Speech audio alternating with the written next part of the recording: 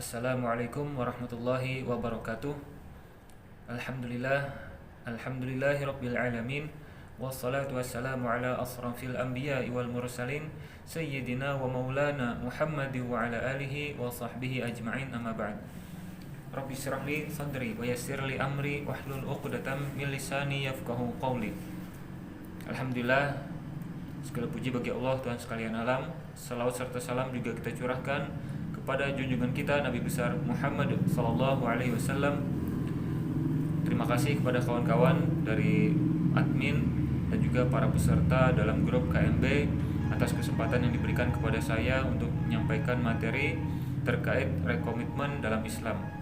Dan kali ini saya ingin melanjutkan materi tersebut yang kemarin sudah sedikit kita bahas di kemarin malam. Mungkin sedikit saya bisa ingin mereview lagi sedikit berkaitan dengan rekomitmen dalam Islam. Kita kemarin sudah membahas tentang definisi atau pengertian rekomitmen, kemudian juga berkaitan dengan rekomitmen dalam Islam tersebut, di mana kita diminta agar bisa untuk berkomitmen ulang akan adanya komitmen kita sebelumnya, yakni kita sebagai muslim mungkin dulunya telah bersyahadat kepada Allah Subhanahu wa taala, hanya saja dibuktikan bahwa banyak kemaksiatan dan kekhilapan yang telah kita lakukan. Kemudian bentuk kesadaran akan adanya kemaksiatan tersebut perlu kiranya seorang muslim untuk berkomitmen ulang agar dia senantiasa taat kepada Allah Subhanahu wa taala. Nah, kemudian setelah pengertian itu kita pahami, ternyata salah satu langkah awal yang harus kita lakukan adalah memahami tentang konsep hidup. Jadi konsep hidup kemarin ada 3 macam pertanyaan yang harus dijawab oleh seorang hamba, baik itu muslim ataupun dia bukan muslim atau non muslim. Maka pertanyaan yang pertama itu dijawab oleh orang yang pertama dengan jawaban bahwa dia berasal dari materi. Maka ketika dia menjawab pertanyaan yang kedua, dia mengatakan bahwa tujuan hidup adalah untuk mencari materi. Dan ketika orang pertama menjawab pertanyaan yang ketiga, maka dia mengatakan dia akan kembali menjadi materi, hilang dan tidak ada kehidupan setelah itu. Maka sangat rugi sekali orang yang menggunakan pemahaman itu. Kemudian orang yang kedua, dia adalah orang yang menggunakan pemahaman pemisahan antara dunia dan urusan akhirat. Dia menjawab segala hal itu mungkin serupa di awalnya, tapi kemudian di perkara kedua dia mengatakan bahwa kehidupan dunia itu bisa diatur oleh mereka sendiri, sementara urusan ibadah sudah mereka amalkan, sehingga mereka menganggap bahwa akan kembali kepada Allah, ke surganya Allah. Padahal dia keliru, karena urusan dunia itu juga mestinya diatur oleh urusan agama Islam, artinya dengan syariat Islam, agar kemudian memang benar-benar akan kembali kepada Allah dalam keadaan yang sesuai dengan aturan Allah di dunianya. Kemudian orang yang ketiga menjawab dengan sahih, karena dia semasa hidupnya adalah menggunakan syariat Islam, menggunakan aturan Islam, sehingga dalam kehidupannya itu benar-benar terarah. Nah, disinilah kemudian dia bisa kembali kepada Allah, terserah Allah akan memberikan dia surga yang mana. Dan apabila memang ada amal yang masih berupa keburukan, nanti itu akan kembali kepada Allah, bagaimana Allah memberikan balasan atas itu semua. Nah, setelah seseorang mampu menjawab problematika kehidupan itu dengan menjawab 3 simpul besar itu dengan sahih, maka kemudian itu ada hubungannya dengan rekomitmen, yakni dia mesti menjalani kehidupan itu dalam kehidupan ini setelah memahami itu adalah dengan menggunakan apa-apa yang ada diajarkan oleh Islam. Jadi semua kehidupan harus dikembalikan ke dalam ajaran Islam. Kita katakan kemarin malam, kenapa seseorang masih bisa bermaksiat kepada Allah. Nah, kalau kita menggunakan sedikit kelalaian orang yang akhirnya menggunakan pemahaman orang yang pertama, di mana dia lebih mencondongkan hidupnya ke dalam hal materi atau duniawi, maka dia tentu saja kemudian bisa bermaksiat. Makanya istilahnya orang-orang yang berani bermaksiat itu terjadinya lupa terhadap adanya Allah Subhanahu wa taala. Dia lupa akan dunia, akan kehidupan di akhirat, dan hanya lebih mementingkan perutnya, entah itu dilakukan dengan kekerasan atau hal-hal yang sifatnya adalah keharaman. Kemudian apabila orang yang menggunakan juga pemahaman yang kedua, di mana dia memisahkan kehidupan, maka ketika mungkin dia ada waktunya beribadah, sholat, puasa, zakat dan sebagainya dia lakukan, dia amalkan, tapi ada perkara lainnya, diantaranya muamalah dan interaksi terhadap manusia yang lain, dia lebih memilih untuk menggunakan aturannya sendiri. di mana aturan manusia, buatan manusia itu adalah sangat lemah, sehingga tentu saja orang-orang yang kemudian melakukan itu bisa dikategorikan sebagai orang-orang yang telah lalai atas aturan Allah, bisa dikatakan juga bermaksiat kepada Allah, karena dia telah membangkang aturan yang telah diturunkan Allah untuk mengatur urusan manusia. Makanya kita lebih memilih pendapat atau orang yang ketiga, karena dia senantiasa mengembalikan segala urusannya, segala kehidupannya itu adalah atas aturan Allah Subhanahu wa taala. Nah, dengan demikian rekomitmen yang paling penting saat ini adalah kembali ke Al-Qur'an, As-Sunnah, kemudian ada juga hukum Islam itu ijma dari sahabat, dan juga qiyas yang itu adalah mengambil kemiripan dalam hukum dalam Islam. Nah, berkaitan dengan rekomitmen dalam Islam, tentu saja itu erat hubungannya dengan hijrah ya, atau perubahan seseorang dari masa sebelumnya ke masa berikutnya. Atau juga dalam hal rekomitmen ini adalah suatu ada komitmen baru, hanya saja komitmen baru ini tidak sesuai dengan ajaran Islam, maka dia perlu digeser dengan rekomitmen bahwa perubahan atau hijrahnya itu harus distandarkan dengan sesuatu yang berkaitan dengan syariat Islam agar hijrahnya itu benar. Allah Subhanahu wa taala berfirman dalam Quran, "Innallaha la yughayyiru ma biqaumin hatta yughayyiru ma bi anfusihim." Nah, sesungguhnya Allah tidak akan mengubah keadaan suatu kaum sebelum mereka mengubah apa yang ada pada diri mereka itu sendiri.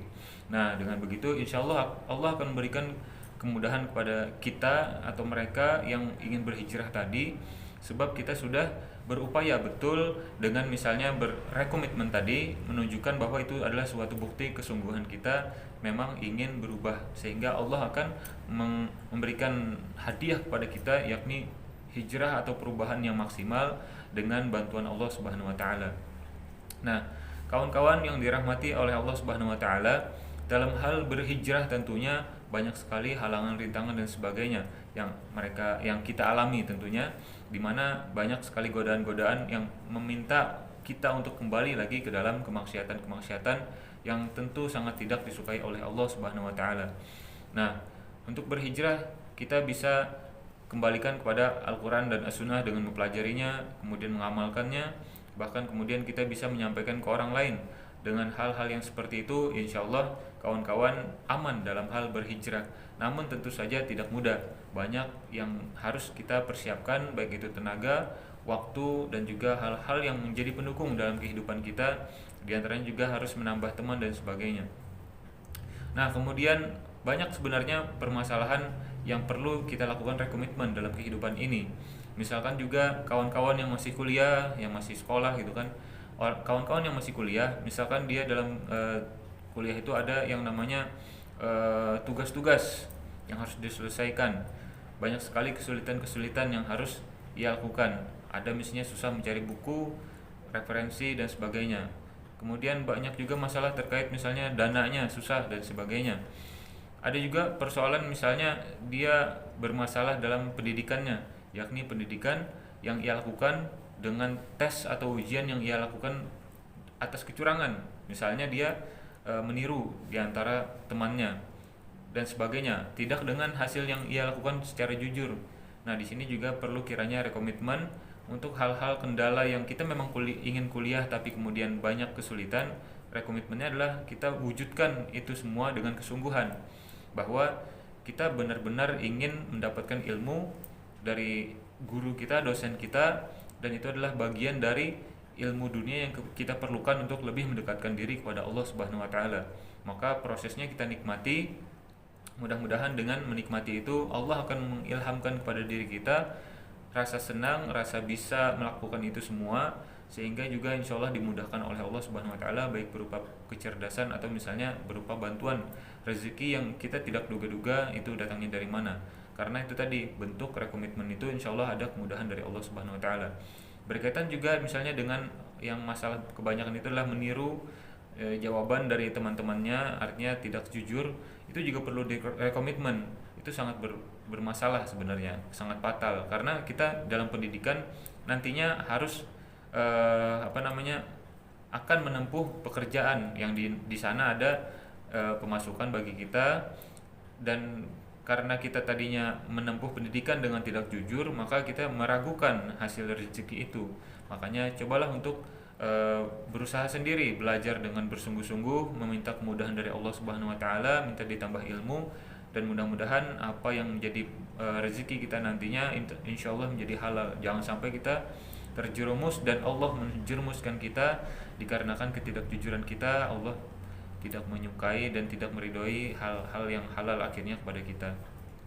Maka lakukanlah dengan maksimal, rekomitmenlah dalam hal pendidikan. Sama juga dengan sekolah misalnya, dengan tugas-tugas yang diberikan oleh guru rasanya berat sekali gitu kan, karena rasanya tugas itu ada terus setiap hari, bahkan ada tugas yang tidak bisa selesai dalam sehari, perlu 2 hari dan lebih mungkin, tapi tugas terus datang. Maka bentuk rekomitmen juga adalah solusi dalam masalah ini. Kalian niatkan saja bahwa segala tugas yang diberikan itu adalah bagian dari upaya guru untuk mencerdaskan kalian, bukan memberatkan kalian. Kemudian tugas-tugas yang misalkan bisa kita selesaikan dan ada hal-hal yang tidak bisa kita selesaikan, maka di situ menjadi semangat kita untuk lebih menambah ilmu lagi.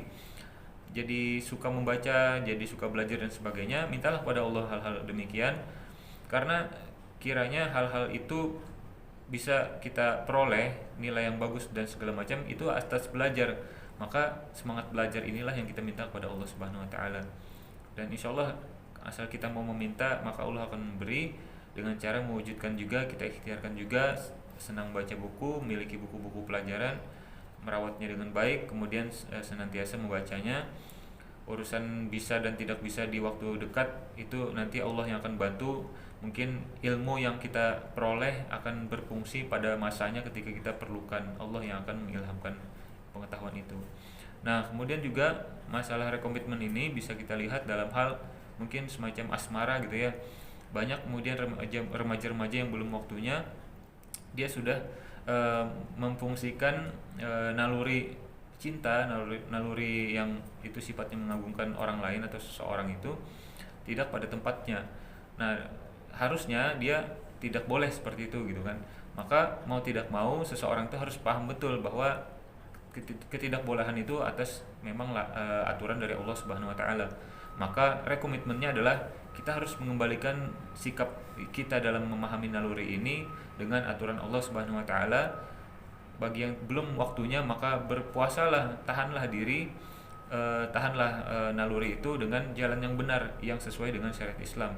Dan untuk yang sudah mungkin memasuki masa-masa mampu untuk ke arah sana, ikuti juga jalan yang benar, bukan dengan jalan yang tidak diridhoi oleh Allah Subhanahu wa taala. Jalan yang benar diantaranya adalah ta'aruf, kemudian khitbah dan sebagainya. Itu adalah rekomitmen yang perlu dilakukan oleh